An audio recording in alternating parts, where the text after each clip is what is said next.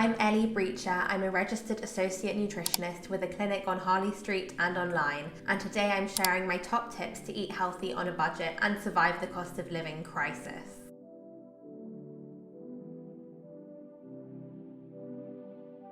With food prices soaring, it's easy to assume that buying healthy food will be expensive. But the truth is, it doesn't have to be. With these simple tips and tricks, you'll be able to eat well and save money at the same time. My first tip is to batch cook your meals. Every time you're cooking, make at least 2 portions. I usually make 4 portions. I freeze 2 for a really busy day or a packed lunch, and I save 1 in the fridge for leftovers the following day. Not only is this a great way to save money, it also saves you loads of time and takes that decision fatigue out of a few more meals. So that's when you're draining your energy on thinking and planning, what should I eat, going to the supermarket, buying different ingredients. A few of my favorite meals to batch cook, and I'll link these below, are my lentil and walnut bolognese, my teriyaki glazed salmon, and my sticky peanut butter tofu. If you want to give those recipes a try, the link is just below this video. My second tip is all about meal planning. So allocate some time on a Sunday to plan out your meals for the week ahead, which will save you time, money, and faff.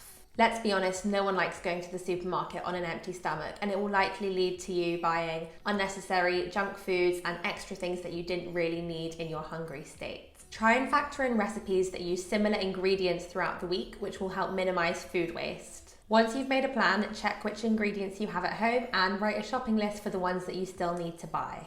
Then go and buy them, or do an online order, which will help avoid those last-minute temptations at the checkout till.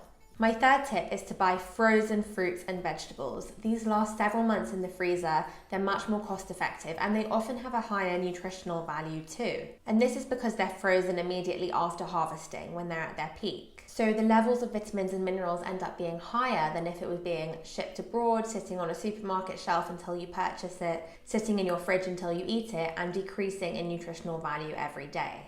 My fourth tip, and this is a really good one, is to freeze your leftovers. Make use of your freezer as soon as you realize you've made too much food or bought too much food, or you're not going to get around to eating it.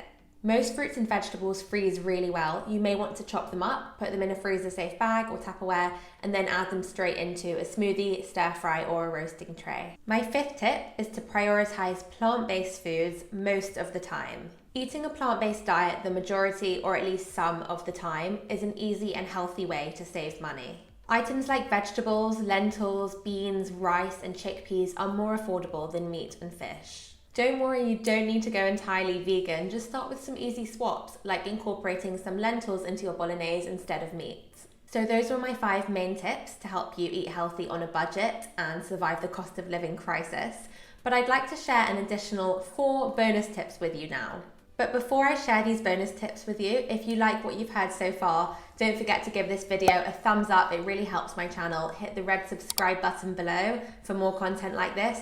And also leave me a comment down below letting me know your favorite ways to save money and eat healthily on a budget. Okay, here are my 4 bonus tips. Number 1, buy in bulk when stocking up on pantry staples like oats, pasta, rice, chickpeas, tinned tomatoes. Number 2, choose supermarket own brand products, which are usually cheaper than other brands. Number 3, opt for local seasonal fruits and vegetables for the best value. This is also better for the environment. And number 4, cook at home whenever possible.